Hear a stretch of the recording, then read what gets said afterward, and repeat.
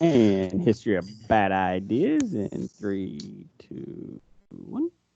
Welcome to the History of Bad Ideas, episode number 338. I'm Jason. I'm Jeff. Hey, Jeff, how you doing? I'm doing all right. No one else decided to show up yet. They're all running late. They are running late. Intern Hackney has a reason. It's his birthday. He doesn't have to show up. Yes. And there's a rumor has it that he might be promoted from intern. What? So I was not consulted on this. We have an application in for the intern because we're interviewing for the intern job. And it is from the 365 Flicks guys. Unfortunately, I don't know if it's Kevin or Chris. So. Or are they both? They realize they only get one salary. If it's two of them, it's still only one salary. I know. We got to be careful on the IOUs, to be honest. It's tough. It is tough. So, yeah, I don't know. We'll find out. And if so, then intern Hackney becomes assistant to the host. So that's kind of a nice job. Oh, regional assistant? That's a good call. Regional assistant to the host. So. First assistant. Blake, welcome. Hello. We are on air. Yeah, Blake. I didn't see the red light. I apologize for that. The red light. Blake, how you doing over there? Doing okay. Good. Yeah, nothing too exciting here. Life is going back to a little bit more normalcy. You guys are playing softball. Okay. If that's what you want to call it. Well, it's normal. I mean, life, Blake, have you been to any retail stores? Nope. Okay. Do you count Home Depot? Yeah, that counts. They're retail. I've been to Home Depot when they were restricting number entry, and I've been to Home Depot when they're now just letting any yokels in. Yes. So Lowe's was letting people in no matter what. It didn't matter how many people were in the store. There was no restricted entry to Lowe's. They just didn't have enough people wanting to get in. Oh, well, they also had later hours, too. Lowe's was open like an hour later than all the Home Depots. Well, Lowe's is a better store. Uh-huh. Lowe's is more expensive. So the only problem I have with I'm going to say is that no. I just have to remember that everything's the opposite of Home Depot's. Like they do it on purpose, to the left of my Home Depot's got the gardening outdoors and the light bulbs. Yep. And the woods on the right. And when I go into Lowe's, light bulbs are to the right and all the wood to the left. It's confusing. Honestly, I agree with you. I think the local ones for me are pretty much set up the same. What? Isn't it? No, the garden center. Right. It is. It Okay. is opposite. What are you talking about, Jason? You have no clue. Welcome to Hardware Talk. Normalcy is returning just in time for that second wave. So woo! There is no second wave. I hope not. It's always been here and always will be here. Yeah, we flattened. That's right. We flattened the curve. Did we? No, it's flat. Did we? It's plateaued. It didn't go down. It's just flat. It's not going up. It's staying even. It depends what kind of fear porn you're tapping into. It's going up in all the free Republican states, Now. Well, then it's down the hall. In the other states, it's not, so it balances out. I want to see all the spikes from the protests, and if there's no spikes from the protests, then I say we're good to go for the summer. It's been a week and a half, right, for the protest? 2 weeks. Mm-hmm. Yeah, it's about that time. We should see something. My kids' baseball has started. They're 7 games into it, so it is kind of funny. Like the first 2 weeks, you can watch the crowds. Again, we had more people there at my kids' games than I've ever seen because I think everybody just wanted to get the fuck out of the house. Yeah. And it was funny, like everybody was spaced out the first couple of weeks, like first 4 games or so. The last 3 games, a little bit closer, not as many masks. It was kind of like, Well, we've had our softball for 2 weeks now, and the first week it seemed like there weren't a whole lot of fans or kids. Yeah, they're starting to come back. There were like kids running around the second week and more fans and whatnot. And I'm like, come on, people. This is like, thanks. Oh, middle-aged men's softball. Why the hell are you here? Why do we have any fans? There should be no fans for middle-aged men's softball. And I'll be honest. Speak for yourself, man. I kind of am. I know you are. I I like some of the fans that come to watch. They're not. Oh, those aren't fans coming to watch. Those are people trying to, like, what's the words I'm looking for? Find a sugar daddy. Is that softball? The words I'm? What type of softball league you guys got? Well, you think about it, there are two types of softball hoes. There's the first type of softball hoe is the guy that doesn't really pay to be on any team, but he shows up at the softball fields anyways and walks around. It's like, hey, you need a player, and you let him play because you got that kind of softball hoe. Because you need a player. Exactly. They prostitute themselves in their services for the game, and then there's the other ladies of tight, short repute that there were plenty of last week. By the way, Jason, you missed it. I don't know if I missed it, Bob. I just wasn't there. And I'll be honest, Jeff, even when there's no COVID around, I don't want kids running around softball fields. I agree. All I have to say is that softball and Little League Baseball are doing a hell of a better job than Major League Baseball. That is true. I'm going to come see your kids play, Jason. I'm going to be Are they doing a better job? Maybe not playing is the right thing to do. We just don't know yet. You shut your whore mouth. We don't need no negative Nellies on this. I mean, now we're getting football players being diagnosed with the COVID. I did like. Yeah, but is that a bad thing? Are they being diagnosed because they're sick with the COVID, or are they just showing up because they got antibodies with the COVID? I have no clue. See, we need these distinctions made, and they don't make that in the media. I like how Ezekiel Elliott was yelling about HIPAA. Yeah, and it's like, well, if the doctor didn't, release it, if you told somebody, do you not know what HIPAA?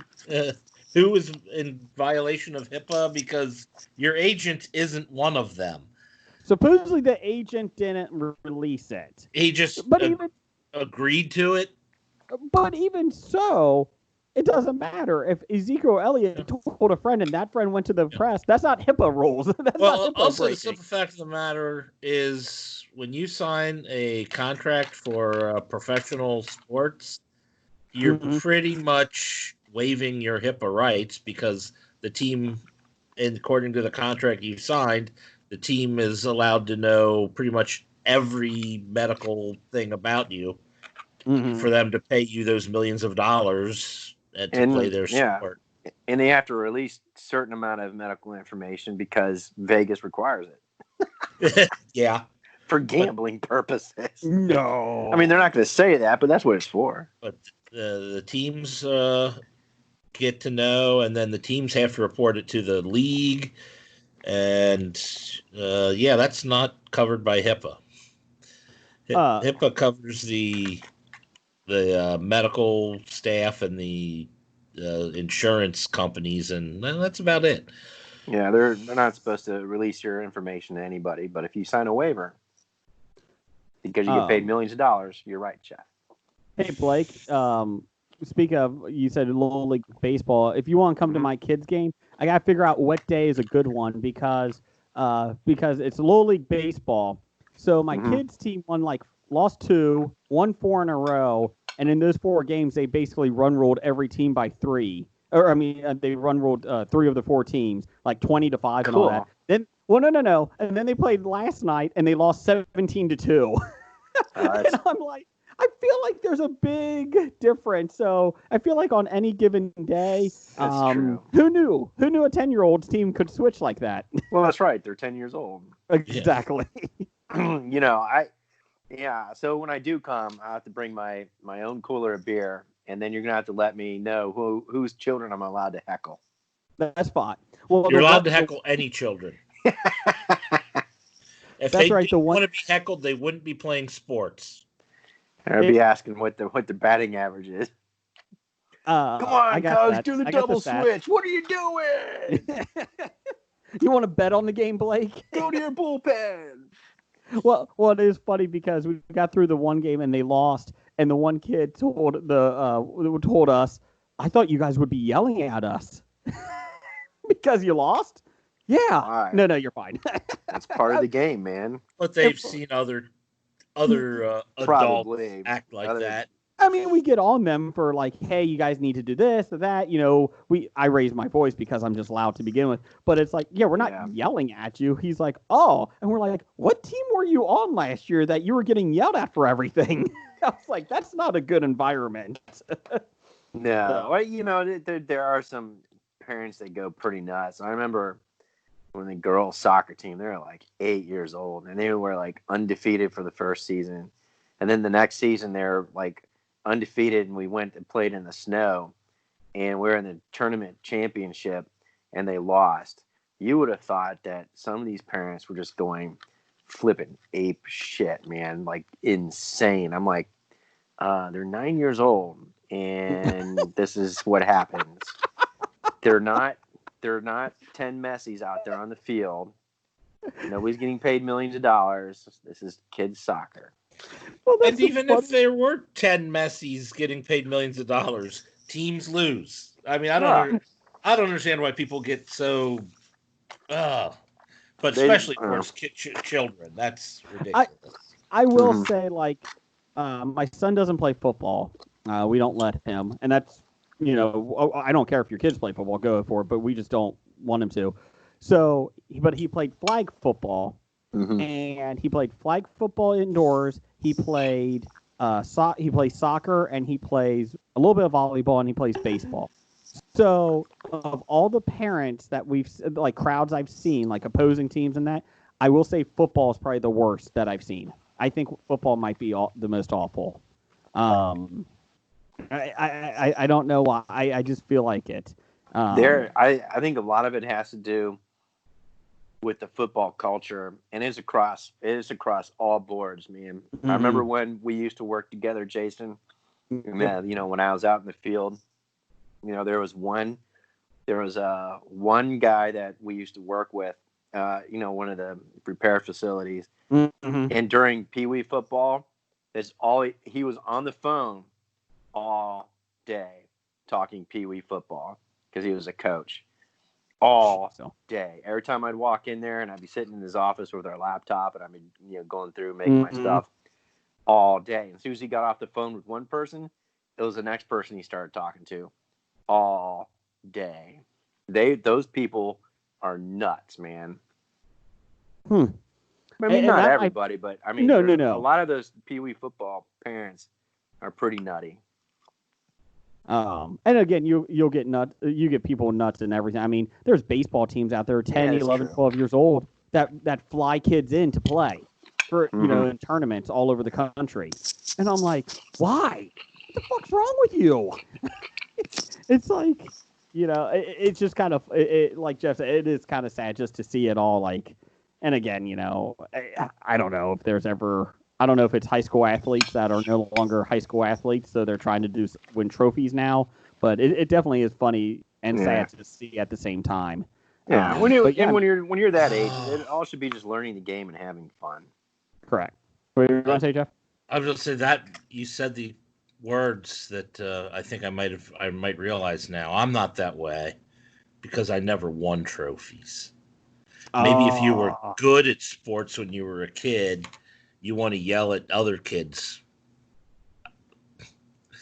Did you win participation of ribbons? They didn't have those when I was a kid. Oh, man. Man, you just lost on everything. What do you mean on everything? I still got my good looks. Oh, yeah. I'm just talking, no trophies, no participation ribbons. Well, when you're in high school, you had academic challenge. Not in my school, we didn't. What? Wasn't there. You guys didn't have academic challenge? Nope. On the public access TV with all the high schools? Nope. No. It must have been a Northeast Ohio thing. If they did, they didn't advertise it, so I never joined the team or never heard out how they did, and they never made the yearbook, so. Moving on from Little League talk this week. Jeff, did you watch anything this week? I did. I What did you watch? watched the second season of Dead to Me. Oh, how did you like it? I did. I liked it. Okay. How And many seasons is there? There are 2. Okay. So I'm caught up with the current. I suppose that was released about a month ago or so, the second season. Okay. So I'm now caught up on that. I watched the last half season of How to Get Away with Murder. The final season? The final season. So that's over with. Okay. The last season was not quite as good as the earlier seasons, but. Mm-hmm. Anything else? Well, I think that was quite a lot. Okay, I'm just asking. That was quite a lot. Well, what was the I did rewatch X-Men Apocalypse. Oh, thank God. I thought you were going to say X versus Sever for a second. No. No, X-Men Apocalypse, which wasn't as bad as I had remembered it. So still not good by any stretch of any imagination, but the story seemed to flow a little bit better this time. So maybe I just wasn't paying attention, or maybe it was, I don't know. It just didn't feel as choppy. X-Men Apocalypse is one of those bad films that I turn on every time it's on TV. I have to turn it on just to see how bad it is. It's not good. This is the first time I've turned it on since the first time I've watched it. But Blake, do you watch anything recently? Well, I got I recorded the documentary series on the History Channel about Grant. How was that?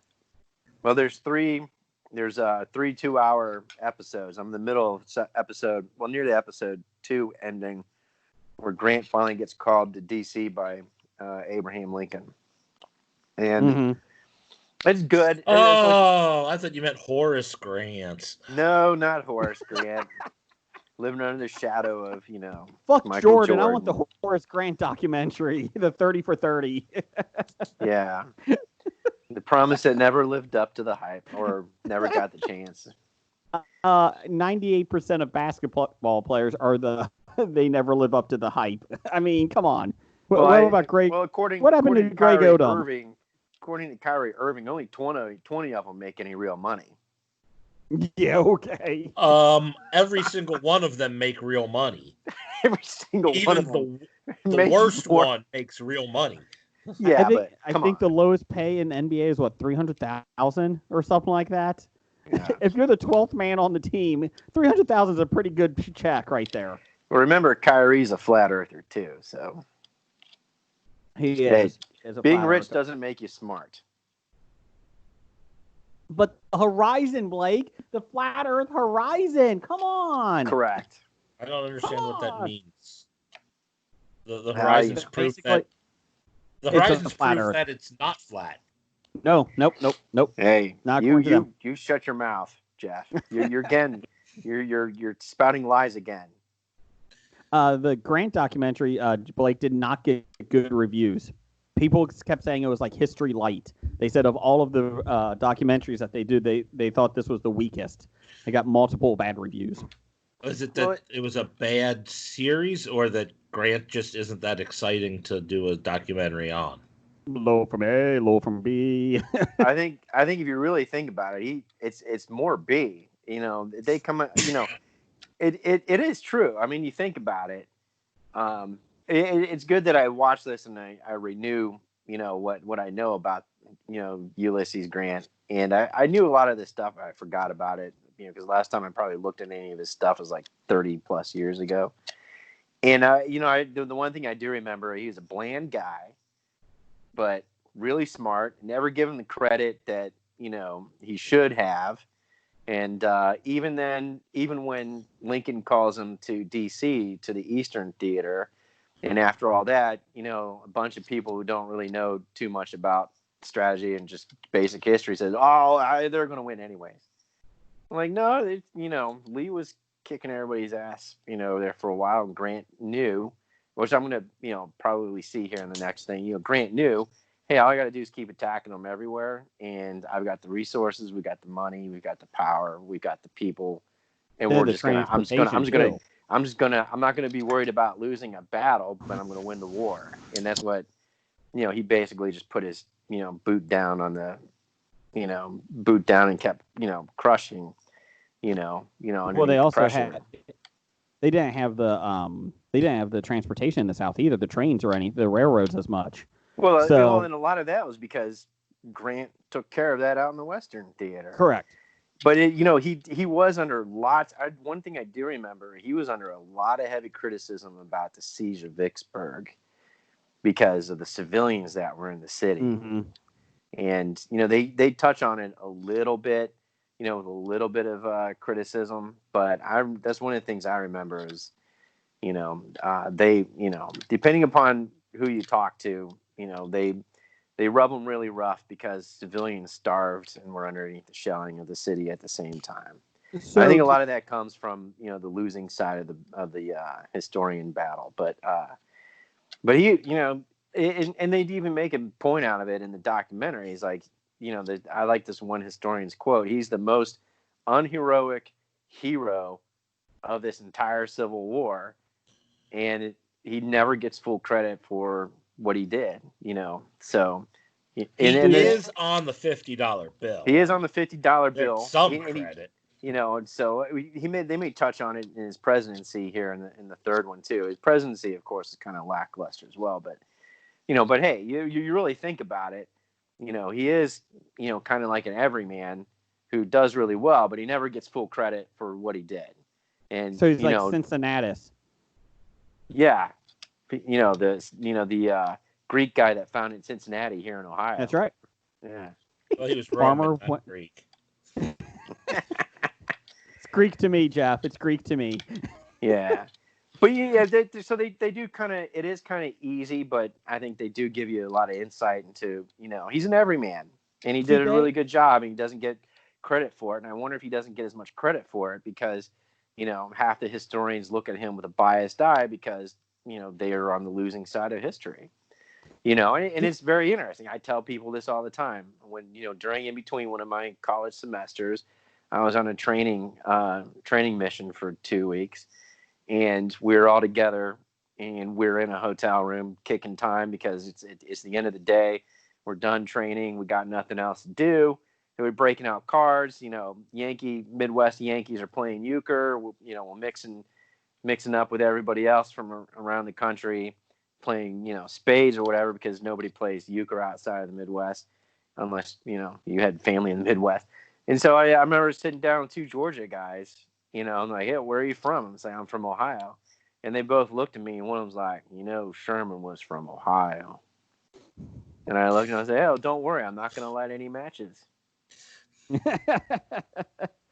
it's interesting how a lot of that shit is still ingrained, to this day.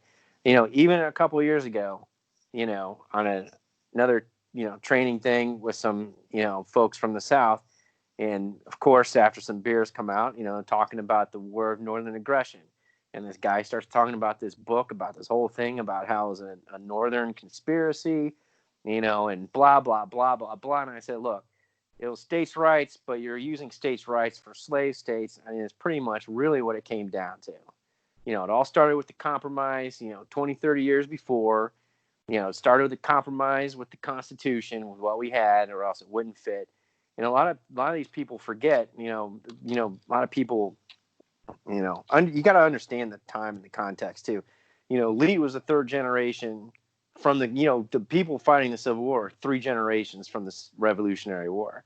So a lot of people still considered themselves like Virginian before a United States citizen, or Pennsylvanian, or Vermont, or Connecticut, or Georgian before they were United States. And so you really think if you're Lee, they offered him, the generalship for the Union, but he looked at it and was like, holy crap, I'm going to be fighting my family, my Virginians, and blah, blah, blah. And so he went obviously to the other side, but, not say that, people got to remember the context and put yourself in their shoes, like, oh, Lee's such a traitor. I'm like, well, what are you going to do?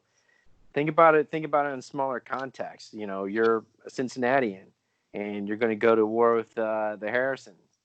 You know? Hey. You know, Jason, are you going to join the Cincinnati side and, you know, fight your neighbors? Or are you going to, you know, it's basically, I'm being stupid about the whole thing, but Canada. I'll just go to Canada. Just go to Canada and forget it. Yeah, exactly.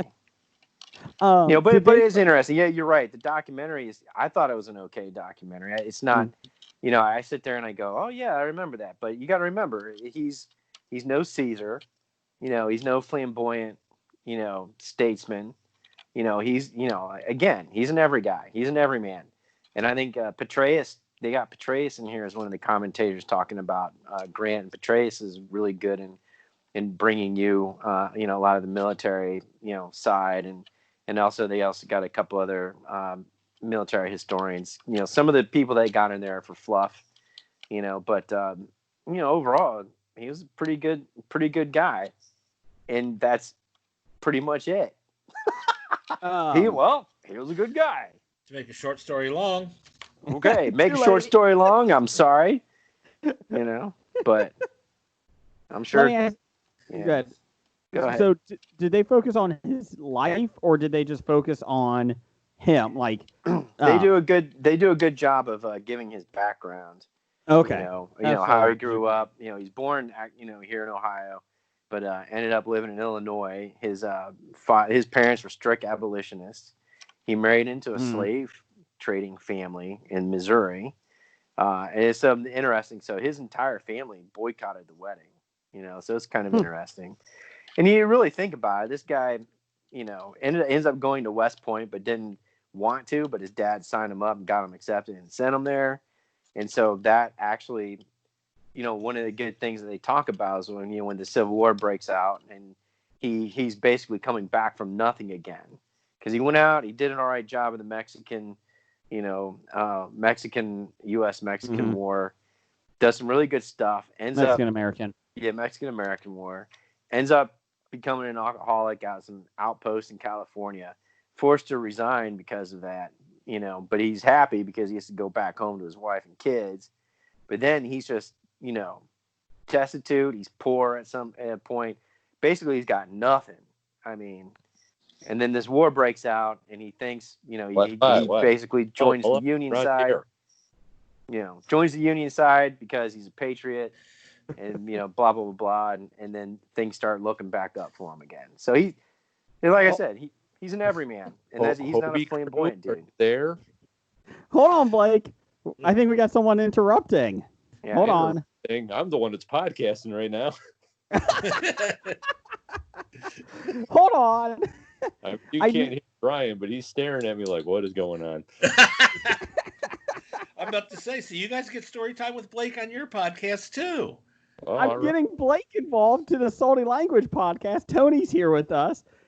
We're talking about the Grant documentary. Hey, Tony. Hey, we're talking about the PS5. Oh. Well, we're talking about Grant. We got history over here, bitches. We got future history, I guess. I don't know. Damn it. We're talking about the past. They're talking about the good point. He says it's about time you guys start talking about actual history. We were finally a history podcast there for about 15 minutes, and then boom, it's all blown up now. So, Tony, are you recording still over there? Yes, we are still recording. Brian would like to ask you a question. What's that, Brian? What? Okay, so Brian Brigger would like to hear your best Grant impression. Grant. Oh, okay. Blake, I need your help on this one. Blake, with Grant, what did he have a Southern drawl, even though he was from Ohio? What kind of voice did he have? I need to get in the character of this. He really liked them taters. Yeah, it's like, no, that's my job. My job. Hold on. No, yeah, think of him from Sling Blade, but speak tactically. Militarily. Okay. Let me get that. The South won't rise again. Not when I'm in control. I reckon you're going to hell, and here's a handbag on the way. Who is that? I'm Grant. Oh! Now I know. Was that good? Was that good? Stunning. You know, I've had Grant's ancestors tell me I sound just like him. I've heard that before. Was it from a cease and desist? Tony, I didn't know you were recording right now. We were just doing Skype roulette, and we were supposed to record yesterday, but the tech gods hate us, so it derailed everything. So we had to record. I saw that. I saw you had the tech gods derail you. Yeah, good day ever. And since Brian can't see me, I'm flipping him off. You know, Brian, that's what you get. That's what you get, Brian, my arch nemesis. Ugh. Yeah, you guys are almost talking. It's crazy. They need a mediator. Brian just said. Yeah, I'm gonna shut up now because nemesis, or for you to be his nemesis, he has to recognize you as his arch nemesis. Oh, I see how it is. Can Brian that's right. Is it really a rivalry when you've lost to him 10 times in a row? I mean, come on. Shut up, Blake. Shut it. Yeah, but can Brian be Jason's arch nemesis, but Jason not necessarily Brian's? Can it work that way? I mean, I don't see why not. I feel like that. I feel like change approved. Friend of Monarch. Well, Tony, I'll let you get back to your show. I was just saying hi. I mean, it's good. It's nice to have Hobie live on Salty Language for like 10 minutes or whatever. You know what? You can call us anytime. We will be more than happy to come on the Salty Language show. I know I've been banned by Brian, but if I come on the show, I can do multiple impressions that you won't even know it's Jason. It could be, hello, I'm Michael Caine. Some people just want to watch the word burn. It could be, get to the chopper. I'm sure today. Theory, have a big bag of names, and we can just pull names out of a hat and see if we can do them. Okay, I need 3. Go. Let's go. Oh, no, I'm talking about for future, Hobie Salty Language crossover. I'll be honest, you kind of got me erect there for a second. I was pretty happy. Brian, oh, wait, I just got a request from Brian. He'd like to hear your Kevin James. I don't know who that is. I don't acknowledge Kevin James. He can go fuck himself. Ouch. I'm all for that cross-dressing podcast. Let me know. All right. Well, we'll get our skirts together and we'll figure it out. Thanks, guys. You have a good show. It's not a skirt. It's a kilt. Later, guys. See ya. Bye-bye. Bye. So we were on the Salty Language show tonight. Hooray! Blake, that was not indicative of your story at all. I was just, in the last 5 minutes, I just been calling people. So, no, that's okay. I get carried away with stuff. So let me ask you this. So I love the History Channel's documentaries. I really do. I do. They do some really good stuff. And when they're not talking about aliens and Hitler. It's aliens, isn't it? It's always aliens. Yeah, it's always aliens. I feel like, at least with History Channel, and again, I could be wrong, but their documentaries, at least I feel like it's mostly accurate what they're doing because it's history. So in theory, it should be accurate. Yeah, it is pretty good, and I don't think that they made this overly political because before I started this, I just read a headline about, Leonardo DiCaprio's Grant documentary is a big middle finger to the South.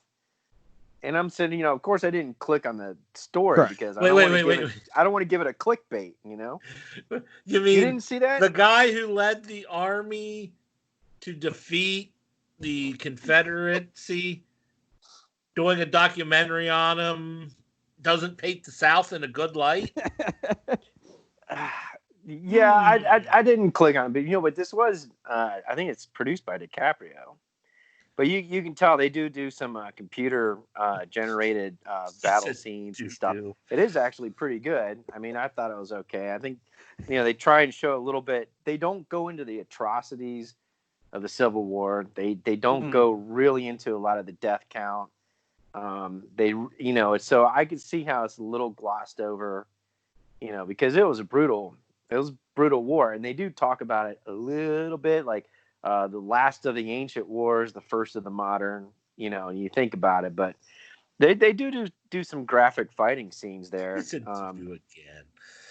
But I don't see how this is a big middle finger to the South. I mean, if you're it's anybody that watches this shouldn't be offended by anything. Because everyone's offended. If anybody's offended by war and violence, then okay, there you go. But I think they do a very middle of the road.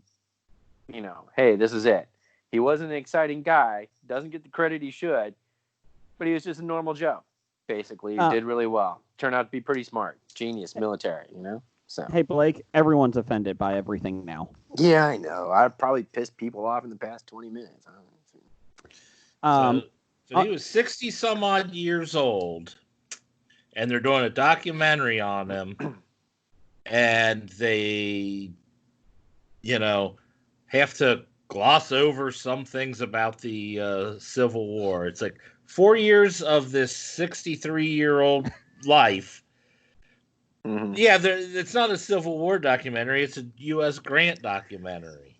Yeah, but a lot of they do spend like the first hour. They do a lot of his background in Mexican-American War, and they give him they do a really good setup to who this guy is when he starts getting involved in the Civil War, which is really what he's known for, right? Yeah. So it like I said, he's no Caesar where he's got 20 years, gets captured by pirates and tells him his ransom's too low, and then says, oh yeah, by the way, you should double my ransom. Oh, by the way, I want to come back and kill you all, which he did, which is pretty fun. He's none of that. I mean, he's really known for these 4 years, and these 4 years, basically, he saved the Union. Literally. So, I mean, this is it. This is his 4-year, time period. A lot of times, leadership is right place, right time, and the right things happening with the right people in the right places. I mean, he was one of those guys, and he's just an average Joe with, pretty good strategy, military mind. And he did what he did, and then he was done, Can we go back to Julius Caesar? When did he become the Dred Scott Pirate or whatever from the Dred Scott Pirate? Did you just say that? The Dred Scott Pirate. Man, you do have some like goofy Civil War on your head, don't you? I think we're going to get canceled after that comment. Cancel Hobie.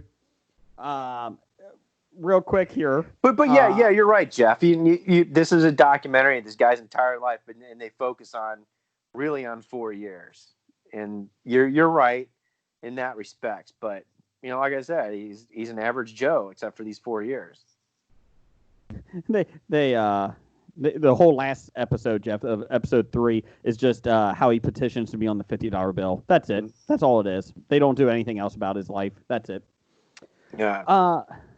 I watched. This is not history. Well, it could be. It may be the history in the future. I watched The Hunt, the one I've been looking forward to for months now, for like over a year.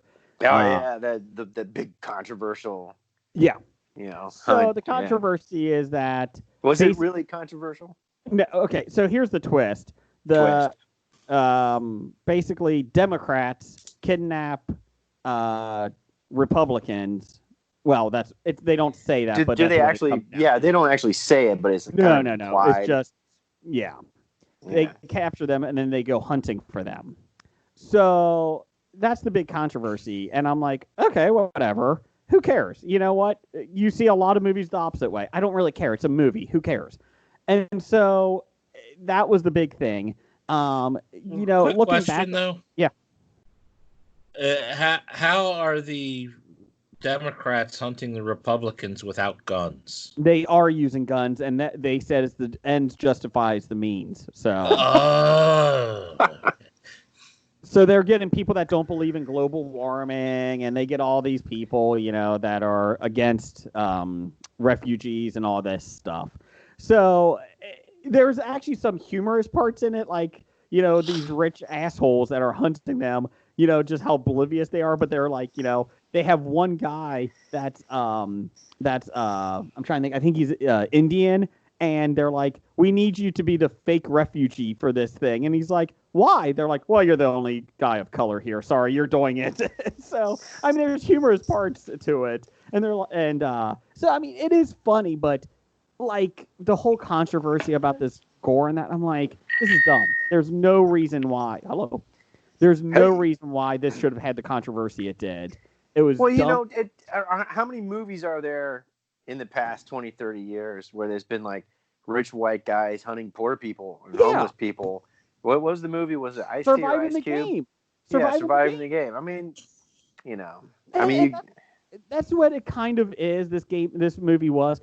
The problem is, like, there was a lot of like known actors that don't last long. Like, I was like, oh, he's in it. That's kind of cool. Nope, he's dead. Oh, this person's like, nope, they're dead. But I mean, I wish they would have gone. It was a 97-minute movie, if that. And I was like, I wish it was a little bit longer because they didn't do enough background in a lot of the people. Which I guess was kind of their point. You just take them at face value. Blah blah blah blah. Not enough character development. Terrible movie. That was my issue. Is that it wasn't a lot of character. I give it a C, maybe C minus. I mean, it went down to $6, so that's why I rented it. So I wasn't going to spend $20, so it went down to $6. So I was like, I can handle. It wasn't quite the hit in the Chaz zone in Seattle that they thought it would be. No, it's not Blake. Okay. I like I said, I was happy I saw it, but it's a good hour and a half to spend your time, but it's not really that great. They could have done a lot more to it though. But don't think that's this big controversy. It's not. Just fucking go enjoy a movie. So, and after everything that's fucking happened in 2020, who the fuck cares? This is the least amount. This is our least worries right now. Biggest. Yeah, I got the Crow, City of Angels recorded. I don't think I've ever seen that. I can't even remember if I ever seen it. But because second or third. That's the second one, isn't it? I think it's the second. Yeah, because I've seen The Crow about 5 times now in lockdown. So. Oh yeah, great. And I was about to say screw it because it was right on after The Crow, but before I said I was turning off because I was going to bed. But then I was directed by Timothy Pope, and I went, Timothy Pope. I know that name. Why do I know that name? So I looked it up. I was like, oh yeah, he's the guy that did all the Cure videos for Robert Smith and the Cure for all those years. I said, all right, I like Cure and I like the videos, so I'll record it. But who plays the Crow in it? Robert Smith, I think. Robert Smith. Oh.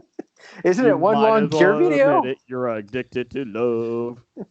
That's Robert Palmer. God, that's Robert Palmer. Although those were a bunch of goth chicks behind them.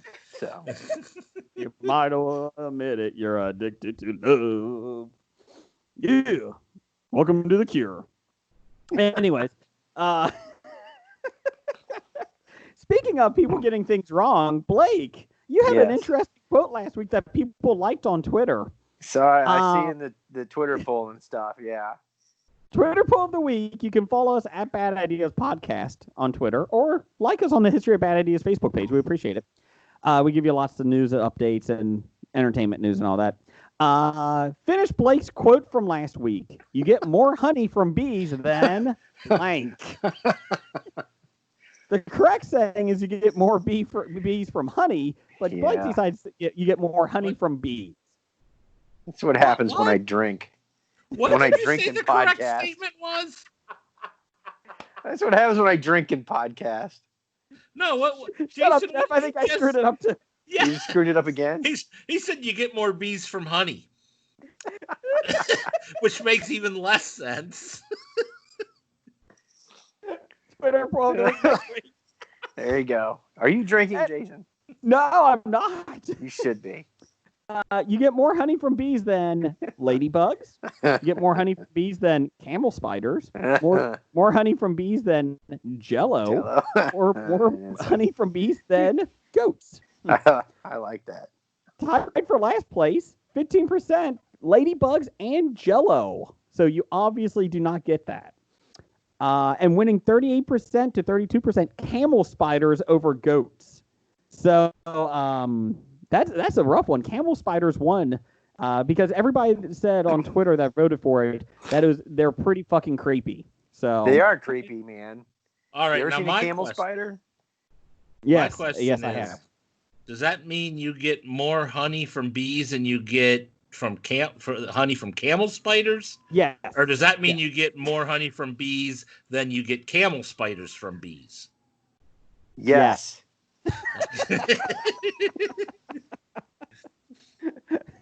Just yes. Oh. Anyways, we're only 45 minutes into it. Blake, what you got for some listener feedback? You want to do this? Yeah, listener feedback brought to you by drinking and podcasting. All right. That's how you get quotes On the for rocks. the Twitter poll of the week. All right. So, yeah, we start from that number one guy who Doug? he usually gives us fan. a lot of honey week in and week out. Number one fan? So we can get more honey from Doug than we can from bees? Is that what you're saying? Ooh, Doug honey. We do. Doug honey. Get Doug honey. What do you think he carries around in them big hands? Honey. Honey, that's right. I got stuck in the poo hole again, or what is that? What? What? Albert Pujols? What? No, the Winnie the Pooh. He gets stuck in the honey jar. The honey jar, yeah. Get stuck in the honey hole. The poo hole? The poo hole. Oh my god. Oh my lord. I should be drinking. Jason comes up with that not? stuff sober. Whew. No, I'm not. I haven't had any all day. Oh my goodness. Whew. It's the COVID. It's the Rona. It might be. It might making be you delirious. Oh, okay, Blake. What's the question? He says, Jason, you have to be stuck in quarantine with one. Who do you choose? Uwe Boll, Kevin James, or Theo from A Million Little Things? That fucking brat. I'm going with Uwe Boll. I'm going Uwe Boll. At least I can talk movies with him. Not good movies, but movies nonetheless. You can talk movies with Kevin James. Fuck him. He doesn't make movies. He makes and TV shows. No, he doesn't make TV shows. You can talk geography with Theo. You got a point there, Jeff. You got a point there. And I think he likes dinosaurs too. Fuck him. We were flipping through stations at Criminal Minds. There was a rerun of Criminal Minds on, and we watched it for a couple minutes. And the next thing we knew, Theo from A Million Little Things was on there. The actor was playing. Did he get killed? No, they were playing like kids that were like kidnapped and being held, prisoner. And I think, he was like the one lady who was kidnapped. He was like her son who they had in captivity or what. And it's like, oh, it's Theo. He wasn't a good actor then either. Did he ask the kidnapper, did you know my mommy stopped the filling in of the Grand Canyon? Yeah, no, because his mommy was standing right next to him. She didn't leave him. You know what? Now, granted, they were locked up in a cage together, but... I feel like if that was the backstory, like that was connected to A Million Little Things, that's Theo's backstory, I can understand why he's so stupid, because it was traumatic. I get that. It affected him. But since it wasn't connected, no, I can't forgive him on A Million Little Things. That fucking brat. Jesus. If I ever wanted a drive-by shooting in that show. What else we got? From Beside a Geek, can Blake explain his quote last week? You get more honey with bees. Technically, it's true, but ... That's drinking and podcasting. Drinking and podcasting. Something Jason wished he was doing tonight. And that's I wish the I thing was is, drinking. apparently all the listeners picked up on your honey and bee quote, but we didn't. That's funny. Oh my. All right, from Bob. Just Bob. Bob. Bob has no handle. It's just Bob. You can erase. This is tough, man. This is really tough. You can erase. Well, it says you can. Everybody said, well, let's make it. You have to erase. Yeah. You have to erase one sitcom from history. Which one do you choose? Seinfeld, The Office, and he says American version because you have to get rid of 10 seasons instead of 1 and 2 in the English. So Yeah. 10 Cheers. episodes of the English. Yeah, 10 episodes. Cheers or Community. Seinfeld, The Office, Cheers, or Community. You have to erase one. I read that and I'm like, well, God, this is a setup for Jason if I've ever heard one. Community. He's like 3 of Jason's favorite shows of all time and one he never watched. And then one he never. Yeah, there you go. What will Jason pick? I'll be good on this one, Jeff. I would eliminate the Community, but say I'm not. I would do Seinfeld, Office, or Cheers. I'll do Seinfeld, Office, or Cheers. I'm going to have to say probably Cheers. I think Cheers, and it's a good show, but some of the characters really annoy me in that show more than the other characters in The Office and Seinfeld. Personally, and they're Bostonians. Remember that. Oh yeah, damn Bostonians. Well, out of all of them, I honestly would probably get rid of Seinfeld.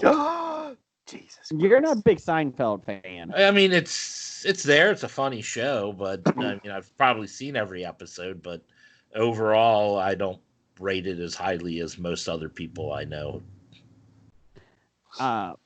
Seinfeld is my favorite show of all time, sitcom of all time.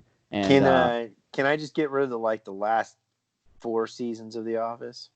No, you got to get rid of the whole thing if you're getting rid of The Office. I would say once Michael Scott left. Since he left, that was, God, there were some rough years. Years. Yeah, if I was forced to, I'd probably do Cheers too.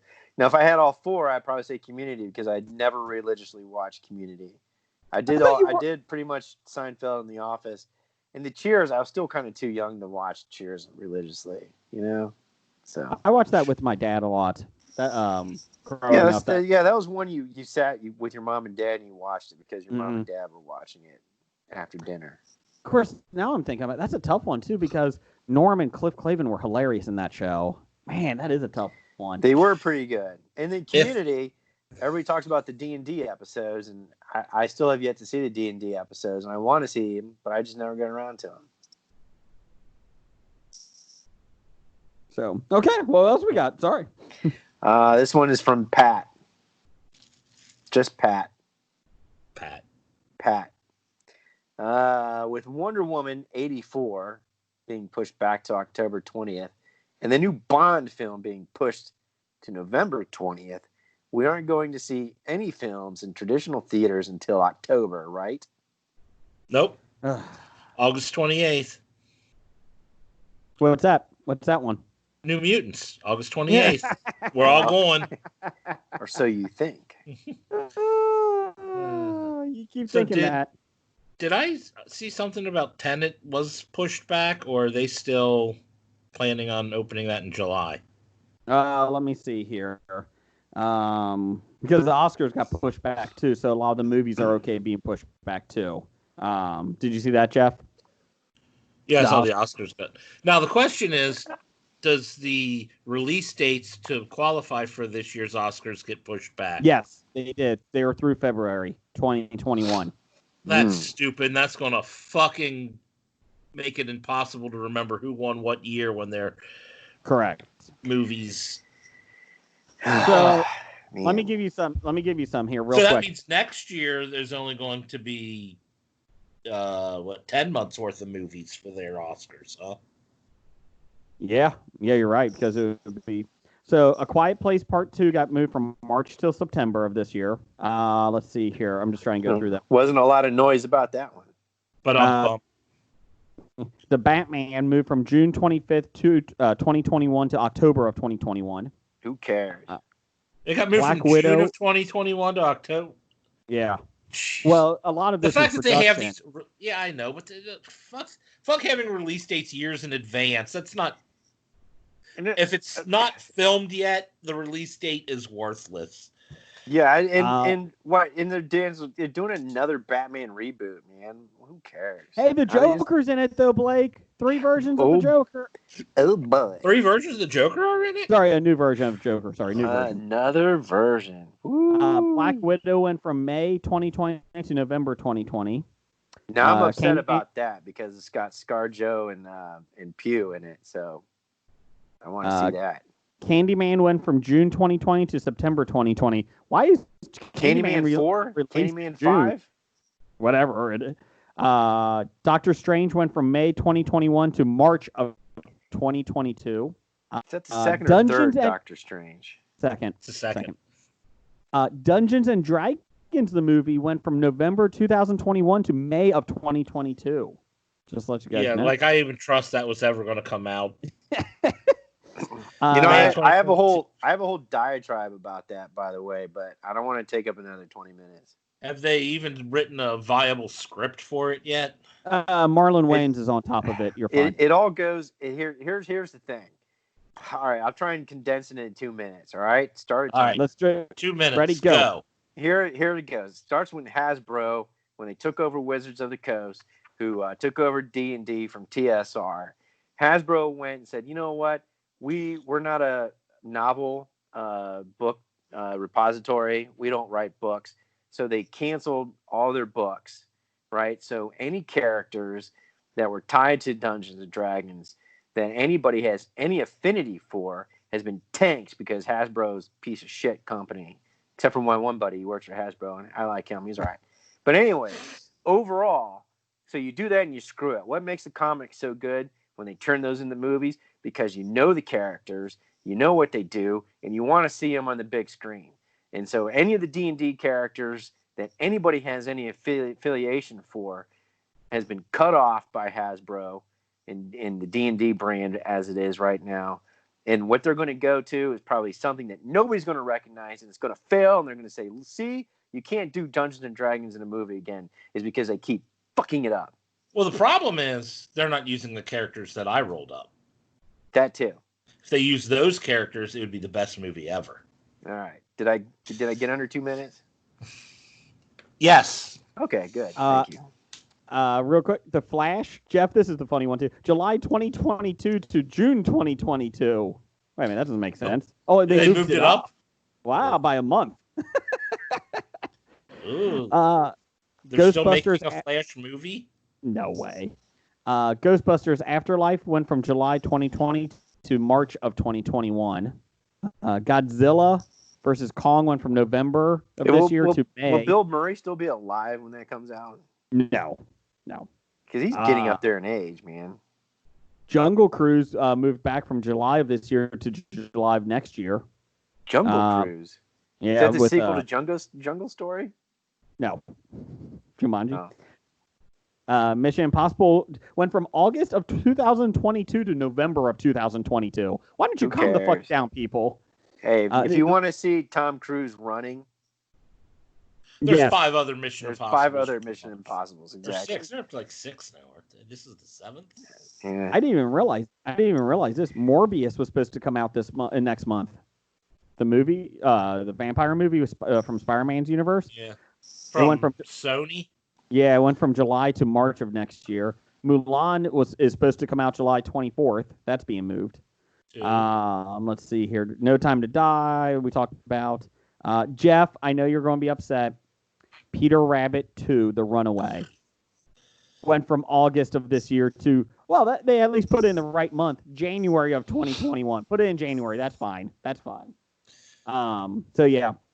I mean, Shazam 2 moved back a couple months in 2022. Soul, that's the Pixar one. That went from June of this year to November of this year. And Tom and Jerry, the cartoon, CGI, went from December of this year to March of next year. So Tenet hasn't been moved? Not yet. It does not say yet. Does not say. How many years later are they on that Shazam 2? Like, aren't these all these... They're no longer children anymore, aren't they? Like jobless college graduates. Well, the other thing is too, Top Gun got moved to December now. Oh no! Oh, that's going to be. I don't want to bring in the Christmas crowds. As long as they got a shirtless volleyball scene again. I'll be honest. I really don't think any new movies are going to be coming out for at least until September. I really don't. August 28th. I've marked it on my calendar. I've marked it on my calendar. It's not happening. They can't move it more than 5 times. Right. I can't wait for the 20th anniversary Blu-ray to come out before it even comes out in theaters. With all the special features. That's right. Behind the scenes footage. And the director's commentary. What's your special feature? The movie. Here it is. What else we got, Jeff? Or Blake, whatever your name is. Where are we? Oh, okay, Pat. There you go. Listener reviews from Dev, the Psy guy. He says he watched Ready Player One last weekend. And not the movie I was hoping for, but it was solid. I think they could have gotten 3 films out of the book and some of the creative liberties that were taken. B-. It's higher than I gave it. No, 3.75 stars out of 5. That is one of the films that I actually have on my list that I wanted to watch during quarantine. I still want to see it because I've never read the books. I was like, I want to get somebody who hasn't read the book's opinion because obviously coming from somebody who read the book, I was incredibly disappointed. Mm-hmm. Yeah, and you and Dr. Bednar. Yeah, and Dev's right that they had to cut so much out that it doesn't even feel like it's the same story. It's got the same skeleton, and that's about it. But the story suffered, in my opinion. Do you think it'll get the Blade Runner treatment? It'll be like 3 or 4 different cuts. I don't think they filmed the right stuff for them to get the proper cuts. So. Really? Wow. It is Spielberg, so the new version will just have walkie-talkies instead of weapons. So just be ready for that. That's true. All those guns and missiles they were shooting will just be walkie-talkies and words. The cars that they ride will just be walkie-talkies. That's it. They don't get rid of cars. Come on. Wrap this up here, Blake. What do you got? Yeah, from Professor Number 1 and Doctor Number 1. What is the fewest amount of games that MLB can play that you'll be happy with? Jeff? Oh, that I'll be happy with. I don't think they can do less than 50, can they? I think I can. 48 today? I think they said 48. God. Who knows? All I know is they 48 maybe big time. I really don't care how many games they play, just as long as I can watch and listen to something. I don't even know if it's worth it at this point. If it goes less than 81, I don't care. I don't know if I care. Like I'm kind of like, okay, scrap this season. It's like a mini season. Yeah, it's like an exhibition season, really, for baseball. And it's the same thing with the NBA and the NHL. Who cares? Like, they're trying to do playoffs. It's been like 3 months since the NBA stopped the game, stopped in the middle of the game, and shut down. Who cares about the NBA? Oh, we're gonna have a season champion, like whatever. Well, I think basketball players care. Well, not Kyrie. Or basketball fans, I should say. I mean, I don't care because I'm not a fan of basketball in pretty much any way, shape, or form. Yeah, but that's true. But I'm a fan of hockey. Basketball, you'll take it. I want to see hockey playoffs. So I want to see everything. Just get it back. So, I mean, I'll let the basketball fans get their basketball if I can get my hockey, then. Mm-hmm. But you know what? I don't even care about the hockey thing right now. Like, I'm like, whatever. It's been a couple months. You know, at this point, it's kind of like with baseball. I love baseball and I miss it a lot. But at the same time, I'm like, I don't need a 48-game season. I don't need that. At this point, scrap it. Even if they have a World Series, it's going to be like a cheapened version of, the whole thing. I say do it. I mean, there have been several cheapened versions of World Series, though. I mean, 81. Well, the Astros have done a really good job of cheapening those for the past couple years. My thought is, if you're going to do baseball, do it. What is it? 30 teams? Yeah, there's 30 teams in baseball. 30 teams, yeah. Get rid of Tampa Bay doesn't count because they don't care, and the Marlins because they're awful. So do a 28-team single elimination tournament, and just do that. Just do that, and let's see what happens. Or do a round robin. Yeah, you have to at least start with a round robin. I know. I was just kidding on the single elimination. Well, they can expand the rosters. They're going to have to expand the rosters because they somebody gets sick. They said they would. I think it was 42 man. I think they said 42 Well, man. I know they were expanding the major league roster to 26 this year anyway. Yes. Because of their stupid, god awful baseball killing ruling of you can only be a pitcher or a hitter, you can't be both, or you have to be designated one unless you're Ohtani is pretty much the exception to the rule. Thing is, what's going to happen is that they're going to push DH through, and because of that, it's going to be never going back to non-DH. Yeah. They're going to force the DH on people who don't want it. And... That's right. Never fail to take advantage of a good crisis. That's right. Jeff, can you give me an intro to the news of the geek? It's time for another installment of the news of the geek. I'm sorry, Jeff. Were you going to say something on MLB? I'm sorry. Nope, I was done. Oh, okay. My ranting and raving, my blood pressure is boiling, so like flames on the side of my face, burning, heaving breath. I love this story because number one fan Doug loves when every celebrity wants to be in a Marvel movie because shocking, they make money. So I want to be in a Marvel movie. Can they write an article about that? Yes, Jeff wants to be. Who do you want to be? I have to pick somebody? Yeah, who do you want to be? Shit, I don't care. Anybody. I'll take Blob for all that matters. Okay. Okay. I'm going to be in the ScarJo and Pew Black Widow? Did you just say ScarJo and Pubes? ScarJo and Pew. Pew. P-U-G-H. Pew. Let's see here. Everybody wants to come back to Star Wars. What? Ahmed Best dealt with a lot of backlash after playing Jar Jar Binks in the prequels. The CGI character created by George Lucas struck a chord with a lot of younger viewers, but fans of the original trilogy couldn't get on board with him. It was rumored that we could see Jar Jar return in the Obi-Wan Kenobi series on Disney+. Like that's happening. Yeah, I'd ruin it. And the response to the news has been surprisingly positive. Best stated, I would return... Bullshit. That's fake news. It is. Best said, I would return as Jar Jar Binks, but it really depends on the story. Really? How much are they paying me? Okay. This is for Blake. Tamerlan Blob. Blave. Star Wars. Blave. To blave.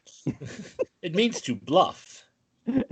Played Star Wars: The Last Jedi's Broom Boy. I hated this fucking scene in this movie, by the way. This is your Theo. A kid who displayed some force powers during the final moments of Rihanna Johnson's movie. Because everybody is special. You can't even say Ryan. It's Rihanna. To show that there were still plenty of people out there with the ability to use a force. But it's not a plot thread the Rise of Skywalker director J.J. Abrams picked up on. Because the second movie destroyed everything in the first, and the third movie destroyed everything in the second. So this kid who was in it for literally 30 seconds was interviewed. I don't know why. He says, I think it was unexpected, but everyone's reaction, it just said, who is this boy? What could this mean? Not me. Is he the next Jedi? Not me.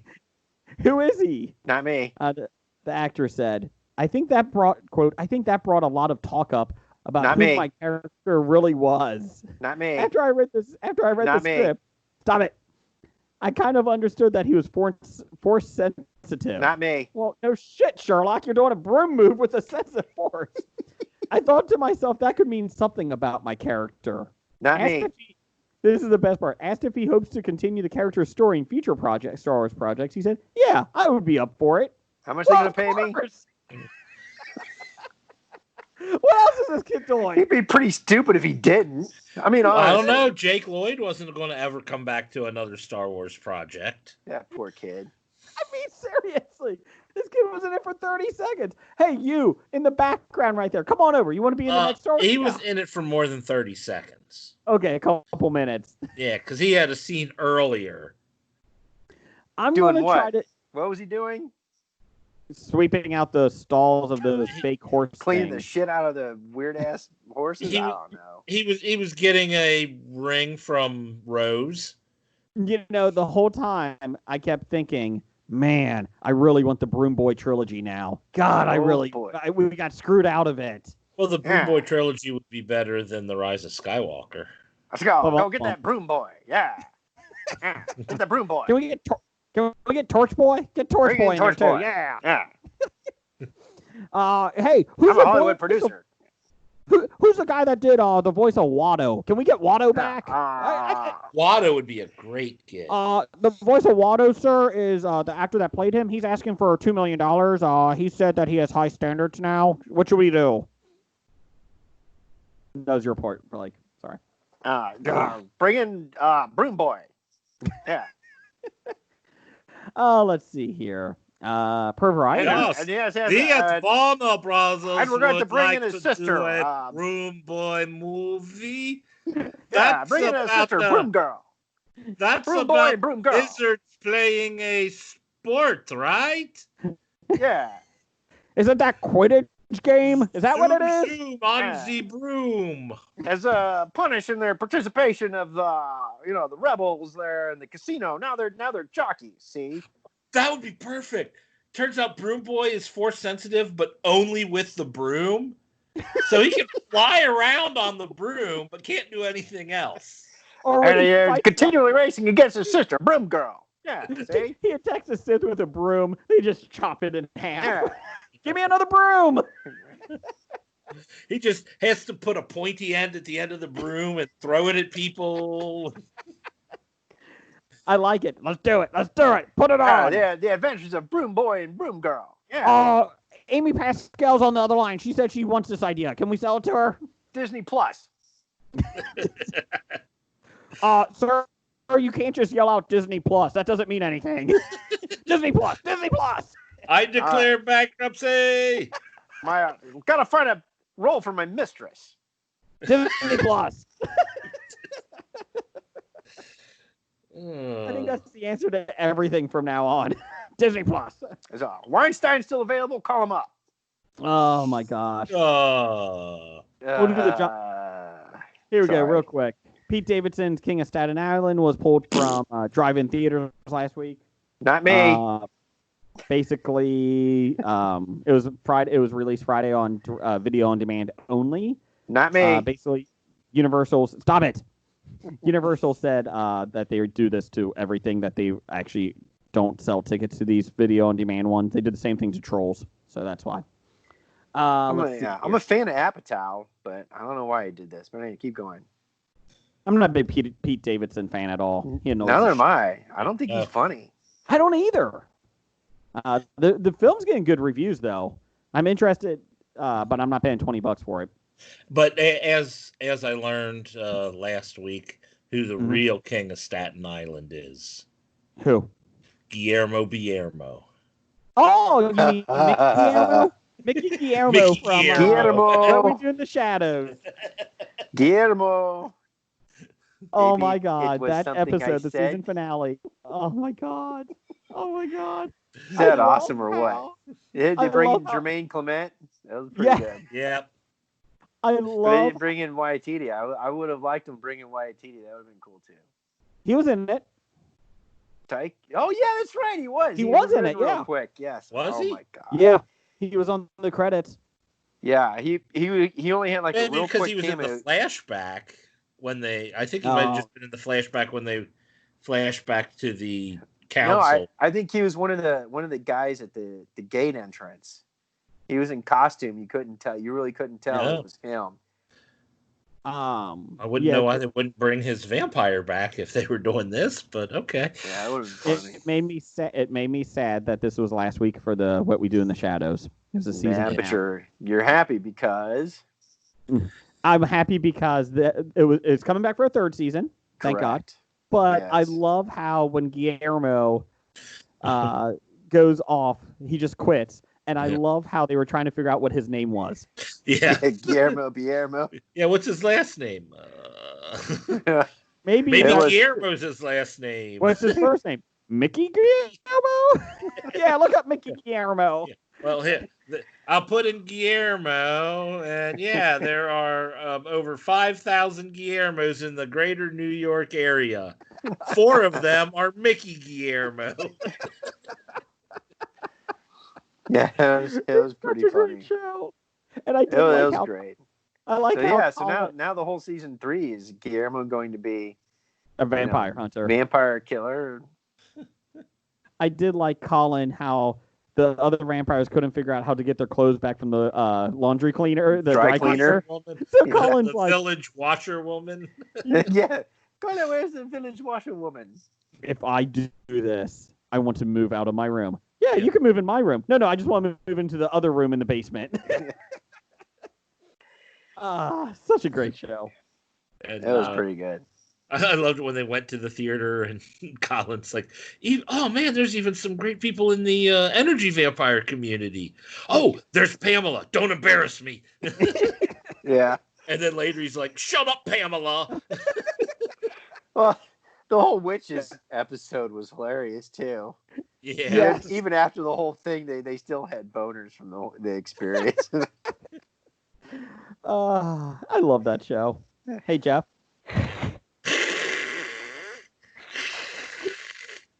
I will say the season finale was creeped me out with that fucking doll. God, that creepy doll talks. Stop it. Oh, I love the doll. I was worried that she was dead from a couple episodes ago. Oh, yeah. Let's see here. Let's see. Per Variety, we'll do a quick thing. An episode of the sitcom Faulty Towers, removed from a streaming site for containing racial slurs, is being reinstated. John Cleese basically came to the defense and said the decision to remove the episode is stupid, as well as taking a swipe at those who take a revisionist view of history. Early on last Friday, BBC-owned TV network UK TV announced on Twitter that it had temporarily removed the episode titled The Germans from its gold download service as it contained racial slurs. The service said it wished to review the episode and consider our options. Said some shows carry warnings and others are edited. Basically, it's the racial slur is a scene in which the character known as the Major uses the N word while referring to Caribbean. Let's see here. Later on Friday, UK TV said the episode would be reinstated in the coming days with the addition of extra guidance, quote unquote. The trigger that means trigger warning. Yes.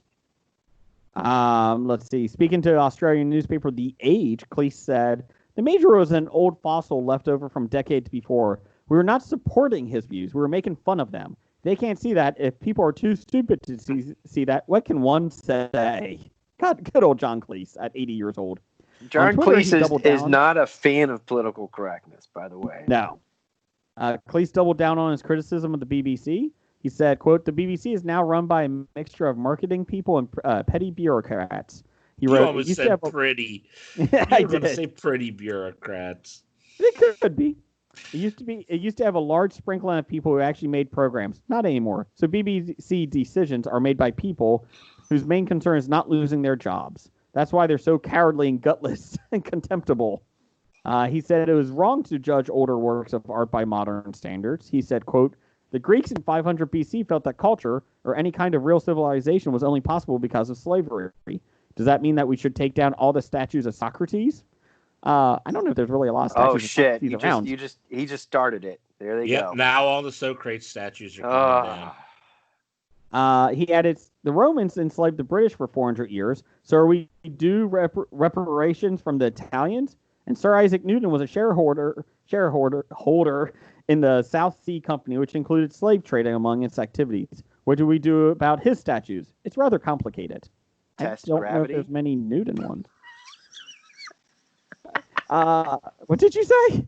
Test gravity. Despite his criticism, police applauded the Black Lives Matter protest movement, saying, at the moment, there's a huge swell of anger and a really admirable feeling that we must make our society less discriminatory.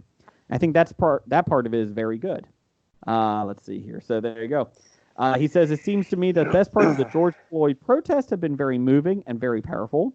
There are looters, just as there are rogue police. But if we let our focus be on the 10% who are always trying to fuck everything up... I like how he said that. I know.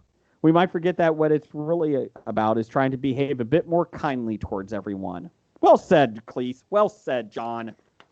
I love John. Cheerio. Very good, I must say.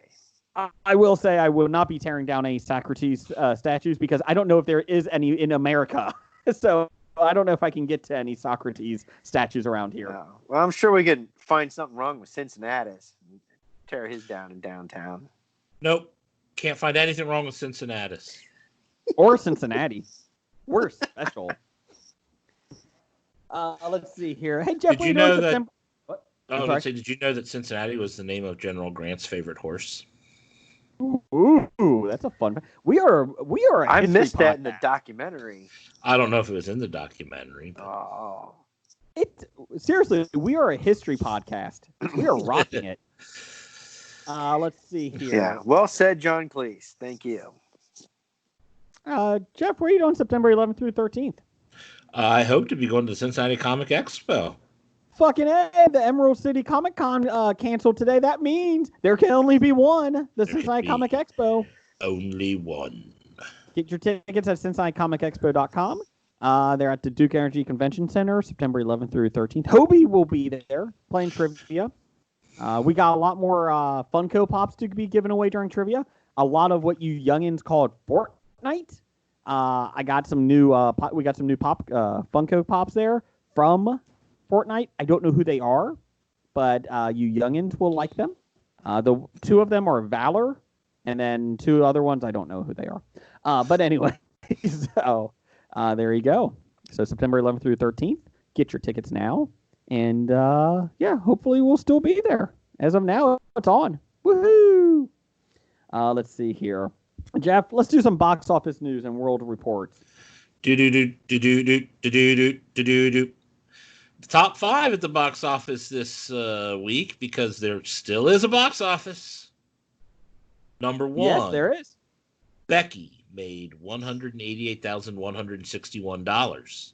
Oh, my God, Becky. A total of $482,593. Almost $500,000. On an under. Good for them. The Wretched made $148,583. A total of $1.3 million on an unknown budget. The unknown budget, they were talking to people. They haven't released the exact figures, but the rumors are the whole movie cost between $30,000 and $50,000. That's unknown. So good for them, though. If that's true.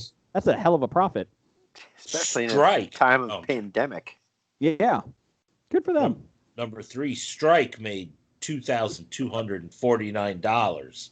A total of $14,000+ on a $17 million budget.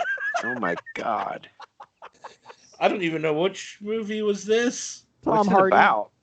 Is this Tom Hardy? Gerard Depardieu? No, not Gerard Depardieu. Gerard Butler. Gerard Depardieu. I don't know. Does strike as in like baseball or bowling or we're going on strike with our union or someone punches somebody? Or... It's a military strike. Oh. So that was like my 5th guess. I'll tell you what. Yeah, it is so bad. IMDb doesn't even have it listed when I search for it. I got to hit more results. Let me see what happens. There it is. 2018? No. It's 2020. There's a 1925 film. It's not in here. Is it under one of these stars? Tom Hardy? I got it on Rotten Tomatoes. Here we go. Rotten Tomatoes. 2006 movie called Strike. 2020. It's a cartoon. It's a cartoon. Oh God, it's a looking cartoon. A young mole from a family of miners is left with the terrible task of telling his father he does not want to be a miner. He wants to be a footballer. Mongo Morrison comes from the small town of Diggington, a gold mining town where everyone is very proud to work at the mine. Diggington, I love it. That's the day when he loses his virginity and comes of age. When he becomes of age and gets to spend his first day in the mine. How can he tell his dad he does not want to work at the mine? It will break his dad's heart. Jeff, you ready? The Mole with a Goal. Should he tell? I see that. I bet Will this is he probably tell? big. Probably big for the 365 flick blokes. Will It's he probably tell? did much better in Britain. Let's see here. Alex Kelly is in it. Ken Stout, Tom Turner. Oh, So this is not at all the movie you thought it was. No, it is not. It's a stop motion comedy. This apparently has been sitting on the shelf since 2018, which is a good place for it. Said NPR Los Angeles. That's a bookend. Let's see here. A cute movie for very young children. Not for anyone else, just young children. So very young children. So strike. Okay. Number 4, Jeff? The Trip to Greece made $1,961, a total of $4,660 on an unknown budget. Okay. And number 5, The Fox Hunter made $193, a total of $973 on an unknown budget. Can I throw something in here real quick, Jeff? Sure. Because this is the new movies at the box office. Yes. There's a lot of movies that are not new, but they're playing at the drive-ins. Yes. So, and there's also video on demand. Let's see here.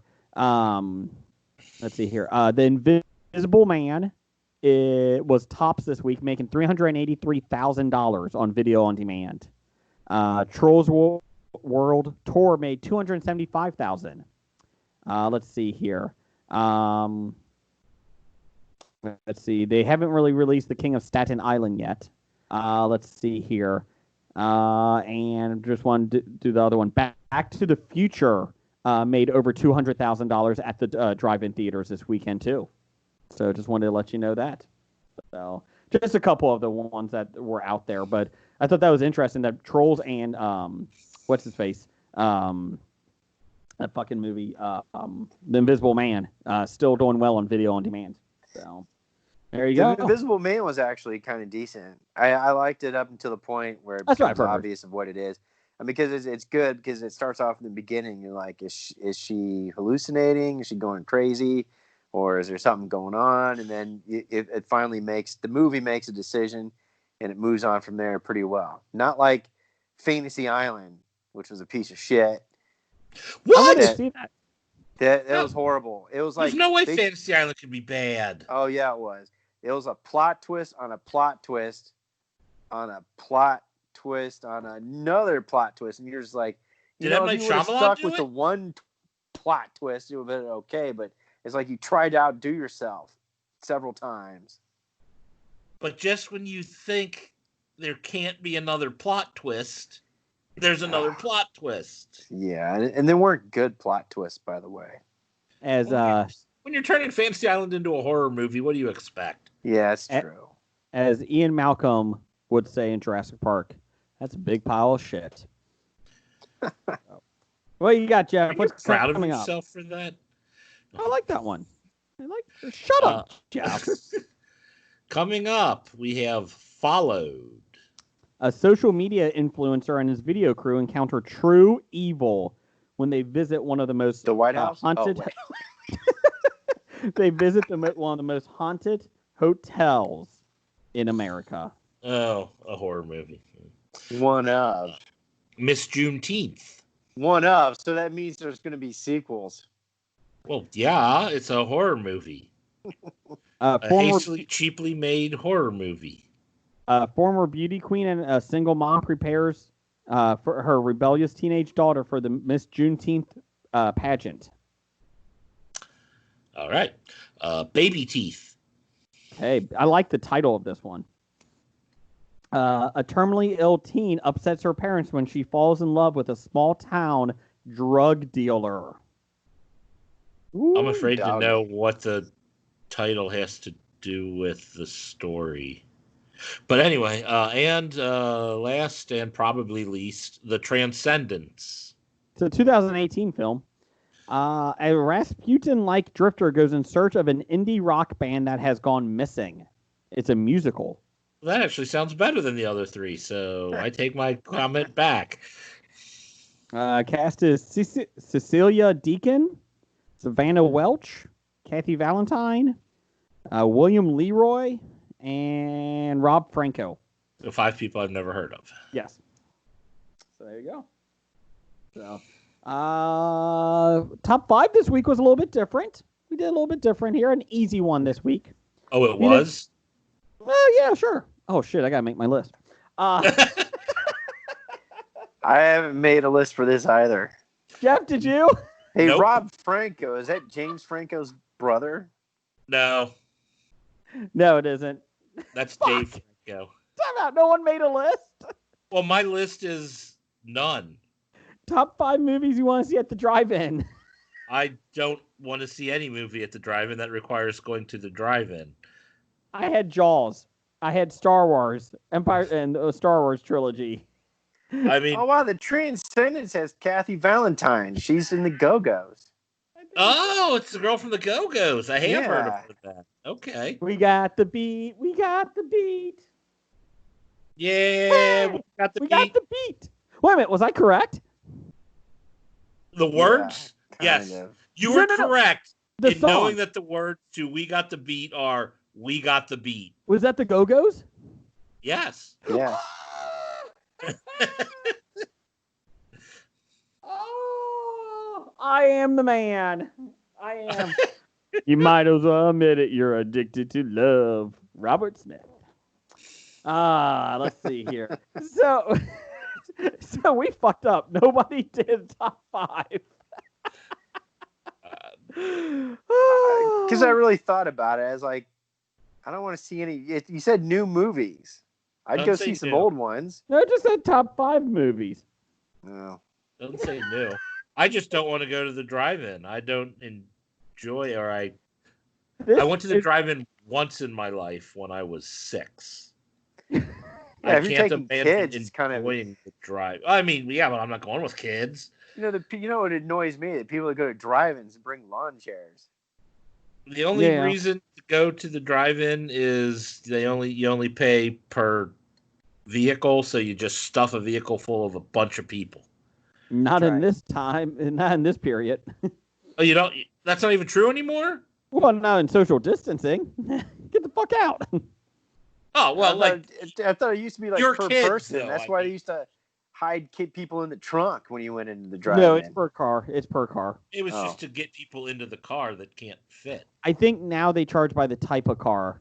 So I if think it's a van, they charge more than if van. it's I'm not a kidding. I think it is. convertible. And then it's $5 if you want to bring your own food in. How much if you have a motorcycle? Can you bring your own grill? Yeah, hibachi grill. Yes, you bring your own Bring my hibachi. own grill. Can I grill out? Okay, top 5 things you're bringing into a drive-in. Okay, Blake's bringing a hibachi grill. Hibachi grill. What do you got, Jeff? What do you got? What are you bringing in? Prostitute?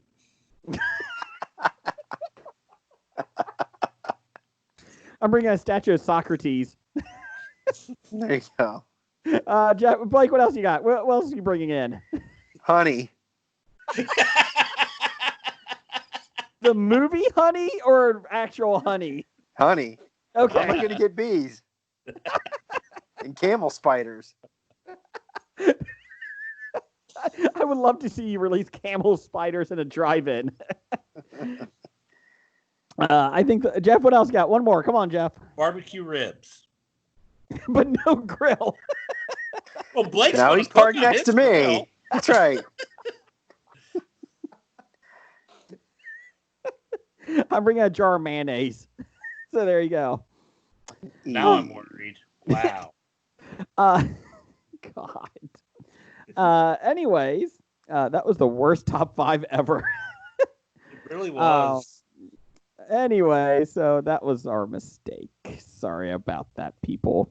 Actually, I was going to say something after that. Oh, Our listeners had some answers, didn't they? I have no idea. Did they? I think Dr. Number 1 did. He had a lot of Kevin James movies. Yeah, that sounds like him. Let's see here. Hold on. Yeah, I don't have anything. Anyways, moving on. Let's see here. the last one of the early times I remember of going to the drive-in theaters, I saw The Legend of Greystone, Tarzan. Greystoke. That was awful, and it was a double feature. After that was Armed and Dangerous with John Candy and Eugene Levy. Yeah. Oh wow. Well, that at least would have been better for a child. I mean, Tarzan Legend of Greystoke had to have been incredibly boring for a child. Even my dad, who can watch a lot of movies, he was like, "That was boring. That was awful." So there was no Highlander. There was only one. Well, that did win the Academy Award for Best Movie Ever. It may win the award this year because there's going to be no other movies released. Actually, if that's the case, it looks like Bad Boys for Life is going to win the Academy Awards. That or The Invisible Man. You know what's going to happen, Jason? What? Kevin James is going to win an Academy Award. For Becky. You know what? I think it would be actually pretty fucking hilarious if they don't have any big movies come out this year, and that's what they're going to have to do. Is that they're going to have to pick those movies. The Wretched's going to be up for Best Picture. Strike is going to be up for Best Animated Film. They're going to start releasing the dramas in December still, or hell, they got till February now to release them. Correct. I know. I just think it would be kind of funny though. Well, Best Picture of the year goes to The Invisible Man. It beats out Bad Boys for Life, Becky, and The Wretched. Congratulations. And Fantasy Island. Yeah, that's the thing though with these things going straight to video on demand instead of in theaters, like something like Onward. It's not going to be eligible then, I assume. Onward was in theaters. Did it make it to the theaters? Yeah, it bombed. It made $60 million, and then it came out the week before the big. Okay. I thought it was due to be the next movie. Okay, no. So it did. So Onward can win Best Animated Movie or something So for the next Netflix films, they have to be in theaters one time, right? They just have to be in a theater, right? I don't know these specific rules, but they do have to play in a theater somewhere. Okay. I don't. It might have to be New York and LA. Okay, I was just which are the two of the hardest hit areas of COVID in the country. So correct. I mean, Des Moines, Iowa is probably pretty good with their COVID numbers and probably could have people in the theaters, where New York, I wouldn't even think of going there till a vaccine. Do you think if we stopped doing tests of COVID, it would help the situation? The numbers would drop if we stopped testing people. I say we do it. Let's do it. The verified numbers would drop. Yes, I say we do it. I think that's a good idea. I would say we could eliminate coronavirus if we just stop testing altogether. Yeah, if no one tests positive for it, then did they really have it? It's over with. That's right. It's Schrodinger's virus. Is that it? Just nope. If you don't test for the virus, it doesn't exist. So thanks everybody for listening. I don't know what this episode was. It was odd. This episode was a result of lockdown and Corona. I like that we had more history on this podcast than ever before. So so now maybe people listening for a history podcast will actually be happy. Put the Grant documentary in the hashtags. I will. And we had a crossover where while we're recording, someone else is recording. Salty language. So it's gonna show up on two different shows. That's right. I can't wait to hear Salty Language's episode now. We may actually have to check our email again. Yes, Jeff. Please check email. Happy birthday to intern Hackney. Let's see here. He must be having a really good night from the doctor wife because he's not in. He is not. Let's see here. So titles for the show. I had Hardware Talk. It's Greek to me. I never win trophies. Or I never won trophies. And Grant, a common man. Every man. And every... I had Dred Scott Pirate. Oh God. Welcome to The Cure. Doug Honey. Doug Honey. Stuck in the Poo Hole. That's going to get us rated X. He gets stuck in bunny or rabbit. It's going to get us rated X. It's going to get us. That's a rated rabbit X. hole, not a poo hole. I had Broom Boy Trilogy. I wanted it. And Broom a jar Boy. of mayonnaise. What was the last one? A jar of mayonnaise. Oh, I like the Doug Honey. I like Doug Honey. Doug Honey. I do like Grant, a Common Man. I like the Broom Boy Trilogy. I'll take Broom Boy Trilogy. Broom Boy Trilogy it is. The Broom Boy Trilogy? Yeah, the Star Broom Wars. Boy. Oh, okay. So that means you got to capitalize the T, H, and E. The Broom Boy. No. Oh. The Adventures of Broom Boy and Broom Girl. I got a broom. Okay. Well, bad idea of the week. Number 895. This episode. This episode. And the people who listened to it. We're sorry. We apologize. We'll Never be back. apologize. We'll be better next week. Can't promise that. Well, can we be worse, really? No. Yes, we could. From this moment on, we're getting better. Only because Tony called did we even have something worth talking about. That's right. Roger says goodbye. Goodbye. Bye.